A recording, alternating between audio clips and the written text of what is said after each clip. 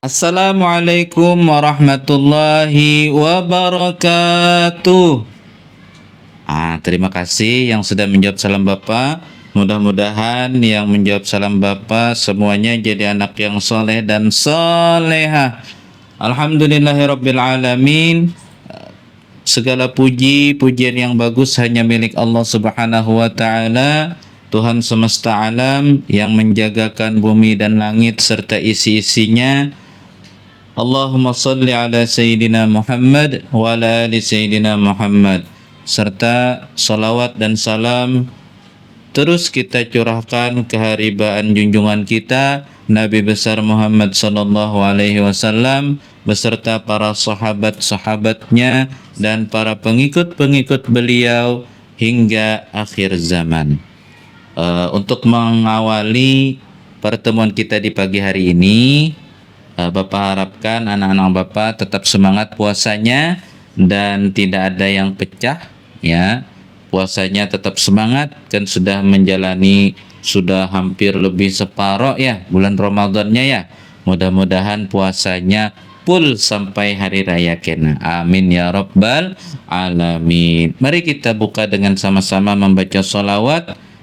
Bismillahirrahmanirrahim. Allahumma salli ala sayyidina Muhammadin tibbil qulubi wa dawaiha wa afiyatil abdani wa شفائها ونور الأبصار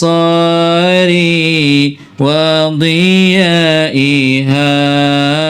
وعلى آله وصحبه وسلم اللهم صل وسلم على سيدنا محمد صاحب البشرى صلاة تبشرنا بها وأهلنا وأولادنا وجميع مشايخنا ومعلمينا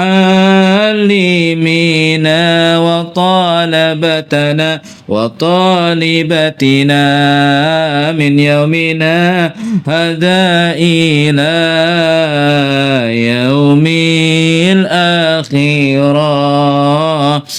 Alhamdulillah, mudah-mudahan anak-anak Bapak semuanya sehat walafiat di pagi hari ini dan mengikuti pembacaan sholawat tadi, dan mudah-mudahan kita semua berkat membaca sholawat di bulan puasa ini pahala kita dilipat gandakan oleh Allah Subhanahu wa taala dan kita semua dijadikan hamba Allah yang soleh dan saleha. Amin dong, nyaring aminnya. Amin. Ya, terima kasih. Berjumpa kembali dengan Bapak Muhammad Syarwani.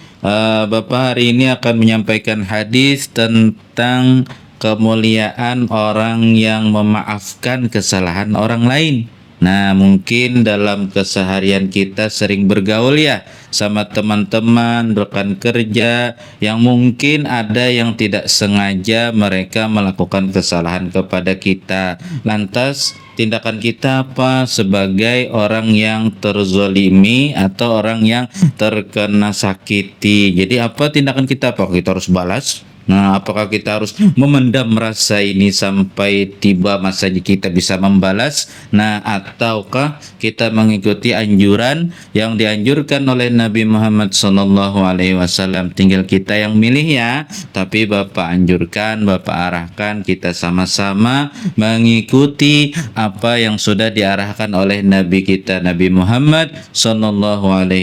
Mohon izin Bapak akan bacakan hadis sedikit yang diriwayatkan dari Imam Bukhari dan Ad-Dailami. Beliau menyatakan, Alhamdulillah wassalatu wassalamu ala Rasulillah wa ala alihi wa sahbihi ajma'in, amma ba'du. Qala Rasulullah sallallahu alaihi wasallam, ujar beliau Nabi Muhammad sallallahu alaihi wasallam pernah bersabda, afdolul iman as-sabru was-samahah. Nah, se paling utama paling bagus keimanan seseorang adalah orang yang memiliki sifat sabar. Arti sabar itu tidak membalas tidak membalas kejahatan orang lain dengan kejahatan. Nah, kemudian wasamahah dan pemaaf. Nah, artinya misalnya kita nih kada sengaja, contoh ya nak ya, kawan nih berabutan misalnya hendak bersalaman lawan bapak misalnya di kelas pos pulikan, kada sengaja tertunjul, limbah tertunjul tuh tak gugur, tak duduk. Nah, lalu sakitkan belakangnya misalnya, tak hantuk meja ke apakah. Nah, karena teman itu tidak sengaja, kita maafkan kesalahan teman tersebut sebelum teman tersebut meminta maaf. Kenapa? Karena tidak sengaja dan mengamalkan hadis dari Nabi Muhammad sallallahu alaihi wasallam. Apa tadi hadisnya? Afdhalul iman as-sabru was-samahah. Orang yang memiliki iman yang bagus yaitu orang yang memiliki sifat sabar dan memaafkan di dalam hatinya atas kesalahan orang lain. Kemudian di hadis berikutnya, ismahu yusmah lakum. Nah, artinya apa nak? Maafkanlah, niscaya kamu akan dimaafkan oleh Allah Subhanahu wa taala. Nah, jadi harapan kita memaafkan kesalahan orang lain. Di dalam hadis ini mudah-mudahan nanti bila kita ada tersalah jualan Allah Ta'ala dan kita minta kada sempat kita minta ampun, mudah-mudahan Allah Ta'ala mengampuni segala kesalahan kita naklah. Nah, demikianlah dalil-dalil yang menjelaskan dan juga menganjurkan seorang muslim kita untuk menjadi sosok yang bersabar dan mau memaafkan kesalahan orang lain. Rasulullah Shallallahu Alaihi Wasallam pun sebagai suri tauladan telah memberikan contoh akhlak baik tersebut untuk diikuti para umatnya.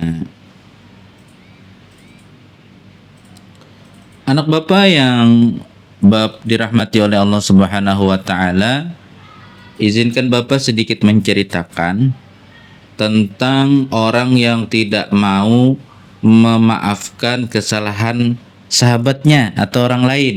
Nah, semisal nih ada ya kita ini misalnya disakiti orang. Kemudian orang yang menyakiti kita tersebut memohon maaf benar lawan kita.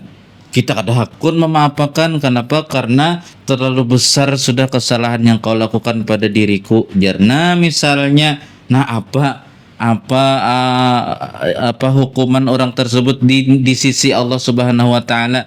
Orang yang tidak mau memberikan maaf kepada sahabatnya yang sudah minta maaf. Apa kira-kira balasan yang akan ia terima nanti di sisi Allah Subhanahu wa taala? Nah, di sini ada sedikit cerita nak ya. Nah, Bapak kutip cerita ini dari kitab An-Nawadhir karya Syekh Sihabuddin Ahmad Ibni Salamah Al-Misri Al-Qalyubi Asy-Syafi'i. Jadi di dalam kitab tersebut diceritakan suatu ketika iblis, tahu iblis lah nak? Tahu lah iblis yang kada mau tunduk kepada Nabi Adam nang dicap selawasan masuk neraka karena kesombongannya. Nah, itu iblis ngarannya apa tadi? Mendatangi kepada Fir'aun. Tahulah Fir'aun nak? Fir'aun yang sampai saat ini kerajaannya masih dikekalkan oleh Allah Ta'ala, yaitu di mana? Di kota Mesir. Ada piramida-piramida kalau di situ.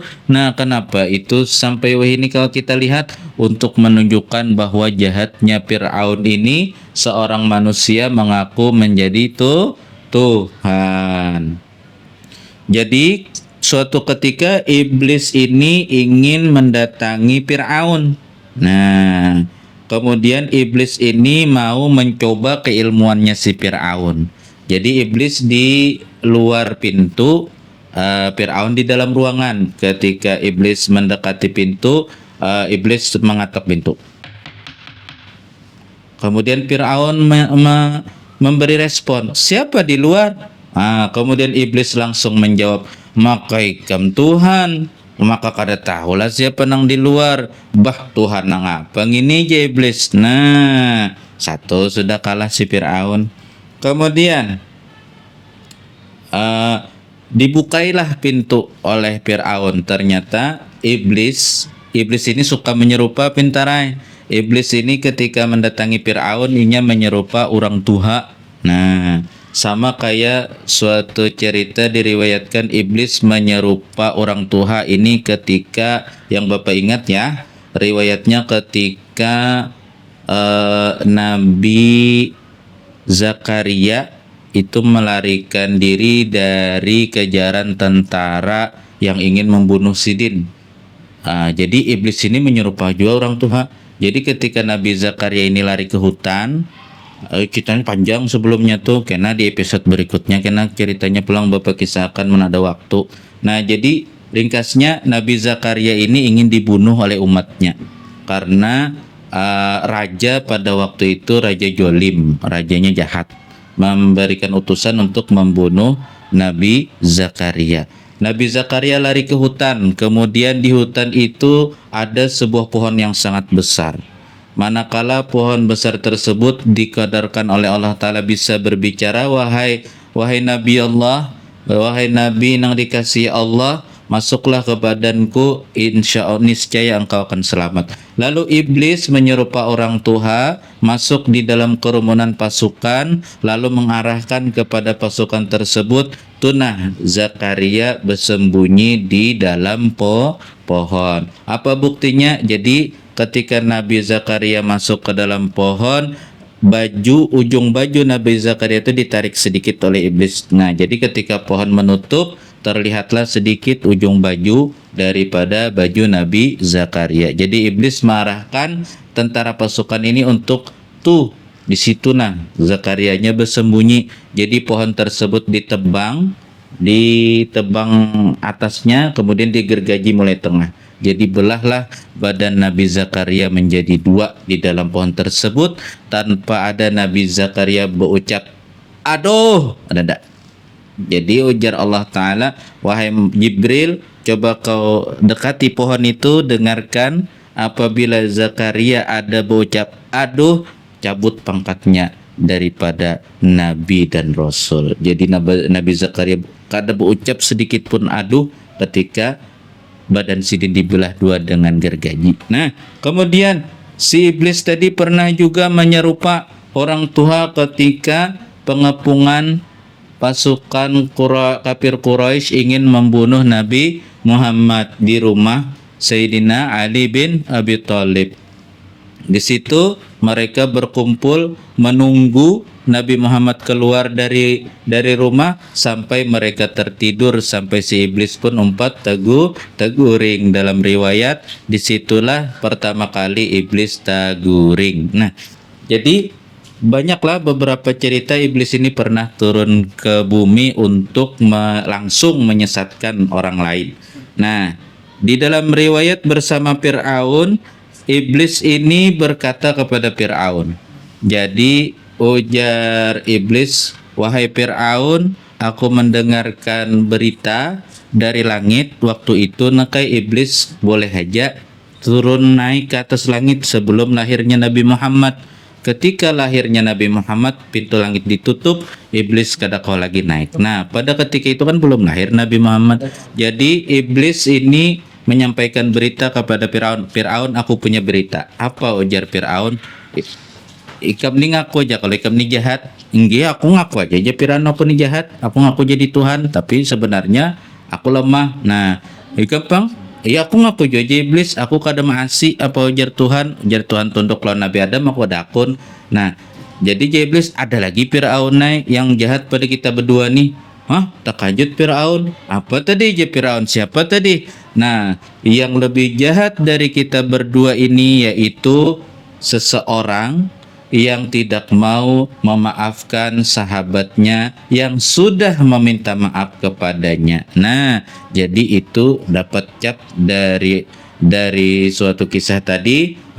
lebih jahat dari Fir'aun dan iblis. Na'udzu billah. Mudah-mudahan dengan cerita ini kita bisa mengambil ikhtibar, kita bisa mengambil ringkasan bahwa dengan sahabat kita atau dengan teman kita, dengan rekan kita, dengan ibu ayah kita, dengan anak-anak kita, apabila mereka melakukan kesalahan, mudah-mudahan kita bisa memberikan maaf sebelum mereka meminta maaf. Salah dan khilaf Bapak ampun dan maaf. Assalamualaikum warahmatullahi wabarakatuh.